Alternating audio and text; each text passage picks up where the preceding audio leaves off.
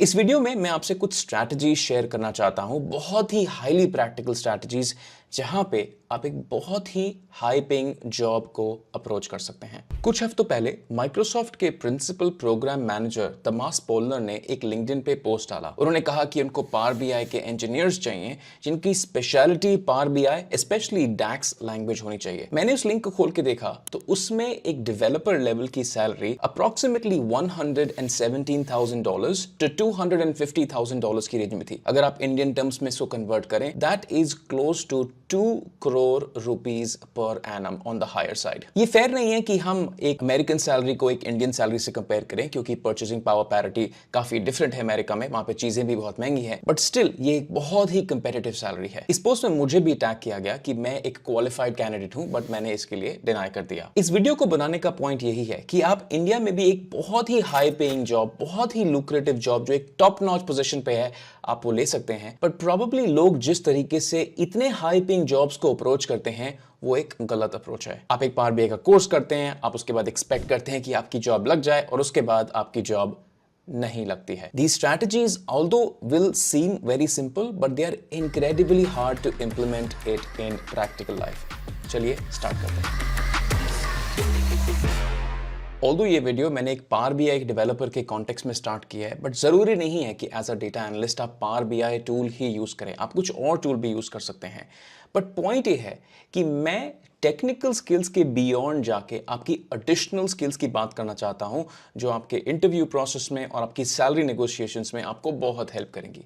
चलिए बात करते हैं, वो ऐसी कौन सी स्किल्स हैं जो आपको आनी चाहिए beyond knowing the software technically really well. आपको टेक्निकलिटीज तो बहुत अच्छी पता होनी ही चाहिए, that is given for sure. अगर आप वहीं पे वीक हैं तो आपकी ऑब्वियसली जॉब नहीं लगेगी, बट आपको एक सॉफ्टवेयर एस्पेक्ट भी आना चाहिए। वो स्किल्स की बात करते हैं। तो सबसे पहली स्किल है अंडरस्टैंडिंग द बिजनेस लॉजिक। एक बिजनेस एक बहुत ही सिंपल फंडामेंटल पे काम करता है, जिसके ऊपर रेवेन्यू होता है, यानी कि हमने पैसा कितना कमाया, उसके बाद कॉस्ट होती है कि हमारे खर्चे कितने थे, और उसके नीचे हमारा प्रॉफिट होता है कि उसमें से खर्चे काटने के बाद हमारी अर्निंग कितनी हुई, जिसको हम सिंपल टर्म्स में प्रॉफिट एंड लॉस स्टेटमेंट भी बोलते हैं। तो हमारे अकाउंटिंग में बेसिकली एक 3 की कंपोनेंट्स होते हैं, जिसमें एक प्रॉफिट एंड लॉस स्टेटमेंट होता है, एक कैश फ्लो होता है, और एक बैलेंस शीट होता है। आप ऑब्वियसली किसी भी बिजनेस फंक्शन में काम करें, बट एक बेसिक अंडरस्टैंडिंग आपको 3 फाइनेंशियल स्टेटमेंट्स का होना ही चाहिए मेरे हिसाब से। This is going to bring so much clarity in your work कि आप जो काम कर रहे हैं एज अ डेटा एनालिस्ट, वो बिजनेस के किस फंक्शन में किस चीज को कैसे इंपैक्ट कर रहा है, आपको इसकी अंडरस्टैंडिंग होनी चाहिए। जितना ज्यादा आप अपने काम के इंपैक्ट को बिजनेस से लिंक कर पाते हैं, आपकी उतनी ही अंडरस्टैंडिंग बिजनेस से ज्यादा होती है। जितने आप बिजनेस के क्लोज होते हैं, उतनी आपकी वैल्यू ज्यादा होती है, both in terms of a company and value in terms of monetary value that you get. So my first recommendation is please start developing your business understanding skills, especially by reading and understanding the 3 basic financial statements in accounting. अगर आपको ये tricks अच्छी लग रही हैं तो आपको मेरा बेसिक पावर बीआई कोर्स बहुत बहुत हेल्पफुल होगा। ये कोर्स एक बेसिक फंडामेंटल से स्टार्ट होता है। मैं आपको बेसिक स्क्रैच से सिखाता हूं कि पावर बीआई इंस्टॉल कैसे करते हैं, पावर बीआई के की कंपोनेंट्स क्या होते हैं, वो दिखता कैसा है, उनके साथ काम कैसे करते हैं, और मैं आपको ये भी सिखाऊंगा कि पावर बीआई में सबसे इंपॉर्टेंट चीज विजुअलाइजेशंस नहीं बट मॉडलिंग होती है। उसमें डेटा क्लीनिंग का पार्ट है, उसमें डैक्स का पार्ट है, मॉडलिंग का पार्ट है, और हम एक्चुअली कुछ एग्जांपल्स भी बनाएंगे जो सैंपल एग्जांपल्स हो सकते हैं, जिसके ऊपर हम डैशबोर्ड्स बनाएंगे। अगर आप पावर बीआई में एब्सोल्युटली न्यू भी हैं तो ये बहुत ही इंटरेस्टिंग कोर्स है। आपको 0 to 1 ले जाने में आपको नहीं पता होना पावर बीआई, और आपको पता होना कि पावर बीआई है क्या, उसका यूज क्या है, और उसको कैसे यूज करते हैं, वहां तक ले जाने में आपको बहुत हेल्प करेगा। अगर आप इंटरेस्टेड हैं तो ये कोर्स में जरूर एनरोल करिए। Link is there in the description of the video. Second बहुत ही ओवरलुक्ड स्किल है, जो बहुत लोग बोलते हैं कि डेवलपर्स को नहीं आना चाहिए क्योंकि वो पीछे बैठते हैं और सिर्फ कोड लिखते हैं। मेरे हिसाब से डेवलपर्स को आनी चाहिए, और वो है कम्युनिकेशन स्किल्स। अब कम्युनिकेशन स्किल्स का मतलब ये नहीं है कि आप इंग्लिश कितनी अच्छी बोल सकते हैं, जनरली लोग इसका मतलब यही समझते हैं, बट कम्युनिकेशन स्किल्स का मतलब है कि आप जो भी काम कर रहे हैं या जो भी आप रिजल्ट्स प्रोड्यूस कर रहे हैं, इंपैक्ट क्रिएट कर रहे हैं, क्या आप उसको क्लियरली कम्युनिकेट कर सकते हैं? Can you communicate your value, your work to somebody else's work very very easily or not? इसका एक दूसरा पर्सपेक्टिव भी है कि अगर आप किसी के साथ कम्युनिकेट कर रहे हैं, लेट्स से बिजनेस यूजर के साथ कम्युनिकेट कर रहे हैं, तो आप उनकी नीड्स को क्लियरली अंडरस्टैंड कर सकते हैं क्या? Can you comprehend what they are trying to solve as a problem? तो जनरली 4 एरियाज में मैं कम्युनिकेशन स्किल्स को डिवाइड करता हूं। एक होती है रिटन कम्युनिकेशन स्किल्स, क्योंकि आपको बहुत बार फिजिकली प्रेजेंट होने का मौका नहीं मिलेगा। आप जो भी समराइजेशन अपनी फाइंडिंग्स प्रेजेंट करते हैं वो आपको लिख के देनी पड़ेंगी। तो written communication skills should be absolutely top notch. अभी हमारे पास बहुत सारे सॉफ्टवेयर्स आ गए हैं, चैट जीपीटी, एआई मॉडल्स आ गए हैं जो आपके बिहाफ पे लिख सकें, बट आपको उनको स्टिल बताना पड़ेगा कि क्या लिखना है और कैसे लिखना है। You still have to be very very good at articulating with clarity what do you want to communicate. दूसरी कम्युनिकेशन स्किल्स हैं वर्बल कम्युनिकेशन स्किल्स, और यहां पे बहुत लोग आके मात खा जाते हैं। लोग समझते हैं कि मुझे इंग्लिश बोलने नहीं आती तो मैं अच्छा कम्युनिकेटर नहीं हूं। बिलीव मी, मैं बहुत सारे सीईओज और सीएफओज के साथ मिलता हूं, and after a few lines of talking in English most people switch to Hindi. तो अगर आप हिंदी में भी अपने फाइंडिंग्स को बहुत ही क्लियरली कम्युनिकेट कर सकते हैं, you are still going to be a big big winner. India की प्राइमरी लैंग्वेज हिंदी है, काफी लोग हिंदी में बात करते हैं। अगर कोई बात हिंदी में नहीं भी करता तो भी एटलीस्ट उसको हिंदी समझ में जरूर आती है। So don't be shy away to start communicating very clearly, even if that means that you're trying to communicate in Hindi. मैंने पूरा सेंटेंस इंग्लिश में बोला, बट मैं ये कहना चाहता हूं कि प्लीज हेजिटेट मत करिए हिंदी बोलने के लिए। आप क्लियरली कम्युनिकेट करिए कि आप क्या बोलना चाहते हैं। The other two skills in communication skills is proper listening and comprehension. Listening का मतलब ये कि आप पेशेंटली बैठ के सामने वाले की बात सुन सकते हैं और उसको समझ सकते हैं क्या। इसमें थोड़ा सा ईगो एस्पेक्ट भी आ जाता है कि आप अपने ईगो को साइड में रख के सामने वाले का पॉइंट ऑफ व्यू भी समझ सकते हैं क्या। तो ये 4 स्किल्स मेरे हिसाब से बहुत ही क्रिटिकल स्किल्स हैं in developing the second most fundamental skill which is communication skills. Third एक बहुत ही इंपॉर्टेंट स्किल है मेरे हिसाब से, और वो है प्रॉब्लम सॉल्विंग स्किल्स। अब प्रॉब्लम सॉल्विंग स्किल्स जैसे ही आप बोलते हैं तो लोग समझते हैं कि कोई मैथमेटिकल प्रॉब्लम सॉल्विंग या कोई aptitude problem solving. Of course उसका मतलब वो भी हो सकता है, बट प्रॉब्लम सॉल्विंग मेरे हिसाब से जनरल प्रॉब्लम सॉल्विंग है। क्या आप कोई ह्यूमन रिलेटेड प्रॉब्लम सॉल्व कर सकते हैं? कोई क्लैश हो रहा है, कोई कॉन्फ्लिक्ट हो रहा है, can you be smart enough and apply emotional intelligence and solve that problem? क्या आप टेक्निकल प्रॉब्लम सॉल्व कर सकते हैं? कोई बिजनेस रिलेटेड प्रॉब्लम, कोई सप्लाई चेन रिलेटेड प्रॉब्लम? तो generally the ability to understand and to solve problems is a big win. तो चाहे वो प्रॉब्लम टेक्निकल हो, कोडिंग रिलेटेड हो, चाहे वो प्रॉब्लम नॉन टेक्निकल हो, सॉफ्टवेयर एस्पेक्ट या ह्यूमन रिलेटेड हो, चाहे वो प्रॉब्लम प्रोसेस रिलेटेड हो, या आप कोई चीजें स्ट्रीमलाइन करनी है या कोई प्रोसेस बनाना है, किसी भी तरह की प्रॉब्लम अगर आप सॉल्व कर सकते हैं, that's a big win. Now obviously ये पर्टिकुलर स्किल ऐसे नहीं होता कि मुझे प्रॉब्लम सॉल्विंग सीखनी है। आप प्रॉब्लम सॉल्व ऑब्वियसली कर करके सीखते हैं कि आप वो सॉल्व कर पाते हैं या नहीं कर पाते हैं। एक बहुत ही अच्छा बेंचमार्क प्रॉब्लम सॉल्विंग का ये है कि क्या आप में फिगरिंग आउट कैपेबिलिटीज हैं क्या। मतलब अगर आपके पास प्रॉब्लम आती है तो आप क्या उसको फिगर आउट कर सकते हैं कि ये प्रॉब्लम कैसे सॉल्व होगी। टिपिकली एक लार्जर प्रॉब्लम को हम एक स्मॉलर पार्ट्स में डिवाइड करते हैं, छोटी छोटी प्रॉब्लम्स को इंडिविजुअली सॉल्व करते हैं, जिससे कि हमारा एक लार्जर सोल्यूशन बनता है।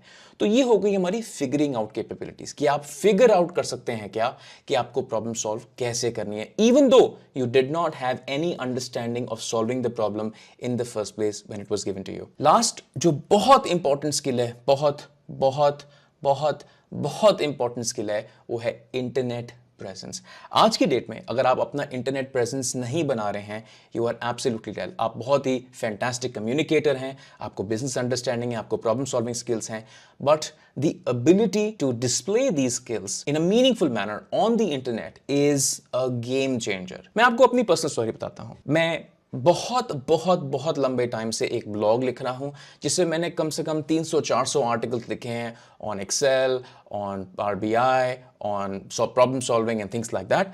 वहां से मैंने चालू किया, उसके बाद लिंक्डइन बनाया, उसके बाद ट्विटर बनाया, यूट्यूब बनाया, यूट्यूब में 2 चैनल्स बनाए। तो मैंने ये एक इंटरनेट प्रेजेंस को धीरे धीरे धीरे धीरे over the very very very very long time approach किया है। इसकी वजह से ही इन जैसे पोस्ट में मेरा नाम टैग किया जाता है, जहां लोग कहते हैं कि आप इस कैंडिडेट को हायर कीजिए, बट उनको शायद ये नहीं पता कि मेरा खुद का कंसल्टिंग फर्म है, मेरा खुद का बिजनेस है, तो मैं किसी के लिए जॉब करने में इंटरेस्टेड नहीं हूं। बट एक internet presence banana step by step, धीरे धीरे धीरे धीरे आपका इंटरनेट प्रेजेंस बड़ा होता जाएगा और आपको बहुत सारे बेनिफिट्स और रिवॉर्ड्स देगा। ऑब्वियसली जब आप एक फर्स्ट पोस्ट को पोस्ट करेंगे तो शायद उस पर कोई लाइक ना आए, शायद उस पर कोई कमेंट ना आए, but that is all right. आपकी इंटरनेट प्रेजेंस की जर्नी में आपने फर्स्ट फुट रख दिया। आप नेक्स्ट पोस्ट करिए, आप थर्ड पोस्ट करिए, without even worrying about are you getting likes or viewerships on your content or not. But generally, once you have a lot of posts that are meaningful, जो आपने तराश के बनाए हैं, ढूंढ के बनाए हैं, आपने genuinely अपनी नॉलेज शेयर की है, ऐसा नहीं कि कहीं से कॉपी करके आपने जनरली पेस्ट कर दिया, बट आपने उस पोस्ट के पीछे वास्तव में बहुत बहुत बहुत काम किया है, तो वो आपकी इंटरनेट प्रेजेंस को एक नेक्स्ट लेवल पे ले जाएगा if and only if you have done it consistently for a very very very very long time से मुझे याद आया कि आप ऑब्वियसली इस पॉइंट ऑफ टाइम में मुझसे ये पूछ रहे हैं कि इन सब चीज़ों में तो बहुत टाइम लगेगा, मतलब आपको इंटरनेट प्रेजेंस भी बनाना है, आपको प्रॉब्लम सॉल्विंग भी डेवलप करनी है, आपकी कम्युनिकेशन स्किल्स भी आपको इंप्रूव करनी है, आपको बैलेंस शीट पढ़ना और पीएनएल स्टेटमेंट्स भी पढ़ना आना चाहिए। तो ऑब्वियसली ये सारी स्किल्स इतनी जाइगेंटिक हैं कि इसमें टाइम बहुत बहुत लगेगा। That is absolutely true. एक मैं आपको कहानी बताता हूँ। कहानी बहुत पर्सनल है क्योंकि मेरी कंपनी के एक एम्प्लॉय की कहानी है। मेरा एक एम्प्लॉय है जिसका नाम है प्रतीक। प्रतीक ने जब हमारी कंपनी को ज्वाइन किया तो उसके पास एक बहुत ही फंडामेंटल स्किल मिसिंग थी। That was called attention to detail. यानी कि प्रतीक से बहुत गलतियां होती थी जब वो काम करता था। Spelling mistakes, comma mistakes, capitalization mistakes, logic mistakes, coherence mistakes, वो बहुत बार ये गलतियां ओवरसी कर देता था। तो मैंने उसको बहुत ही स्ट्रॉन्ग फीडबैक दिया कि प्रतीक ये मिस्टेक नहीं होना चाहिए। Over the last 7, 8, 9, 10 months, Pratik has become very, very sharp in just catching the slightest of the errors in any sentence. यानी कि अगर कैपिटलाइजेशन मिसिंग है तो वो पकड़ लेगा, कोई कॉमा मिसिंग है तो वो पकड़ लेगा। तो उसने एक्टिवली इस पर्टिकुलर स्किल पे काम किया, उसने बार बार वही चीज को रिपीटेडली करा, तो उसके पास 8, 9, 10 महीने में सिर्फ एक जेन्युइन स्किल इंप्रूव हुई है। आज वो ये पर्टिकुलर स्किल अपने हर लाइफ के एस्पेक्ट में यूज करता है, चाहे वो जनरल रोजमर्रा का काम हो या कोई टेक्निकल काम हो जो वो हमारी कंपनी के लिए कर रहा है। The point that I am trying to make is that अगर आपको जेन्युइनली अपनी स्किल्स को इंप्रूव करना है तो उसके लिए आपको टाइम देना ही पड़ेगा। There is no alternative to it. Yes, मैं ये मान सकता हूं कि मार्केट में ऐसा कुछ लोग हो सकते हैं, लाइफ में कुछ ऐसे लोग हो सकते हैं जो इनक्रेडिबली लकी रहे हों, जिनको फर्स्ट शॉट में बहुत ही एक अच्छा ऑफर मिल गया हो, बट स्किल डेवलपमेंट से कोई नहीं बच सकता, क्योंकि कोई भी कंपनी बेवकूफ़ नहीं है कि वो एक मीडियोकर आदमी को एक बहुत ही टॉप नॉच सैलरी दे। तो ये आप मान के चलिए कि अगर आपको एक टॉप नॉच जॉब पकड़नी है, there is no alternative but to invest time to be able to build genuine skills, and that is going to just take time. जैसे आप ये स्किल्स बनाते हैं तो आप में और एक दूसरे कैंडिडेट में एक बहुत ही वास्ट टाइम गैप आ जाता है, क्योंकि आपने वो टाइम इन्वेस्ट किया है और वो हार्ड टाइम है क्योंकि आपने डिफिकल्ट स्किल्स एक्वायर किए हैं और वो सबके बस की बात नहीं है। That is the reason why, primarily why you are paid a lot more than the rest of the population. So please don't run away for it, please invest time in building skills. Time से मुझे याद आया कि अब आप शायद मुझे next बोलेंगे कि मेरी सिचुएशन ही नहीं कि मेरे पास इतना टाइम है इन्वेस्ट करने के लिए कि मैं अपनी स्किल्स डेवलप करूं। मेरी ऐसी सिचुएशन ही नहीं है, मुझे आज जॉब चाहिए या मुझे आज बहुत अच्छे पैसे कमाने हैं। My friend, this is not possible, but there is a strategy to it. पहले मैं आपको एक कहानी सुनाता हूं, अपनी पर्सनल लाइफ की कहानी। शायद मेरी उम्र 23 या 24 की होगी। मैं एक इन्वेस्टमेंट बैंकिंग कंपनी में जॉब कर रहा था और मुझे फाइनेंशियल मॉडलिंग नहीं आती थी, क्योंकि मैं सेल्स साइड पे काम कर रहा था। डील्स को लाना मेरा काम था, डील्स को एग्जीक्यूट करना मेरा काम नहीं था। मैं बहुत ही इंटरेस्टेड था कि मुझे फाइनेंशियल मॉडलिंग आए। मेरी सैलरी करीबन 24-25 हज़ार के आसपास होगी, लेकिन मुझे वो सैलरी से अपना रेगुलर खर्चा भी चलाना था। I used to stay in Pune back then, और उसके अलावा मुझे उसमें से ही कुछ पैसे निकाल के एक फाइनेंशियल मॉडलिंग का कोर्स भी करना था। Unfortunately back in the day when I was 24 there were no good financial modelling institutes in Pune, so I decided that I am going to go all the way to Bombay every single weekend, यानी कि हर Saturday और Sunday को मैं 8-8, 9-9 घंटे बॉम्बे जाऊंगा travel करके पूना से, और मैं वहां पे एक अच्छे इंस्टीट्यूट से फाइनेंशियल मॉडलिंग का कोर्स करूंगा। At that particular point in time, the course was very expensive. I believe it was 16 or 18,000 rupees. But मैंने एक स्ट्रैटेजी बनाई। स्ट्रैटेजी में मैंने ये बोला कि अभी मेरे पास जो पैसे आ रहे हैं वो आ रहे हैं, उसमें से मैं करीबन 16-17 हज़ार रुपए निकालूंगा, प्लस बस का खर्चा, प्लस वहां बॉम्बे में खाने का खर्चा इन 2 डेज, और मैं हर वीकेंड को 6 हफ्तों तक बॉम्बे जाऊंगा और ये पर्टिकुलर स्किल को मास्टर करूंगा। इस तरह से मैंने अपनी फाइनेंशियल मॉडलिंग और एक्सेल जर्नी स्टार्ट करी और वो मुझे आज तक पे आउट कर रहा है। मैं आपको आपकी पर्टिकुलर फाइनेंशियल सिचुएशन में एक ही बात बोलना चाहता हूं। आपके दो कॉन्फ्लिक्टिंग गोल्स हैं, एक कि आपको टाइम कम लगे और आपको पैसे भी बहुत ज्यादा मिले। ये पॉसिबल ऑब्वियसली नहीं है, तो इसके लिए आप एक स्ट्रैटेजी बना सकते हैं। अगर आपको आज पैसे की जरूरत है जिससे आपका घर चले, तो my recommendation to you is please pick up a job that pays you okayish, not maybe not very very well but kind of okayish. आपको वो जॉब दो तरीके से टेस्ट करनी है। टेस्ट नंबर 1, उस जॉब से आपको एक रनिंग इनकम आ जानी चाहिए जो कि मॉडरेट होनी चाहिए, और दूसरा, उस जॉब को करने के बाद आपके पास टाइम बचना चाहिए, टाइम और एनर्जी। अगर वो जॉब करने के बाद आपके पास इनकम आ रही है और आपके पास टाइम और एनर्जी भी बच रहा है, वो टाइम और एनर्जी आप स्पेंड करेंगे अपनी लर्निंग स्किल्स में, जहां पे आप अपनी स्किल्स बनाएंगे, अपने लिए टाइम देंगे और वो धीरे धीरे धीरे धीरे अक्यूमुलेट करता जाएगा। This is one of the best strategy जो मैंने भी अपनी पर्सनल लाइफ में in the initial days follow करी है, जहां पे I was earning mediocre and I invested a lot of time and energy in building my own skills to a level that I start getting paid top notch. I know ये सारी strategies आसान नहीं है, बहुत बहुत बहुत मुश्किल है, बट ये प्रैक्टिकल है कि अगर आप इतना एफर्ट मारें तो शायद ही ऐसा होगा कि इतने एफर्ट मारने के बाद भी आप एक टॉप पोजीशन पे ना पहुंचे। I wish you the very best.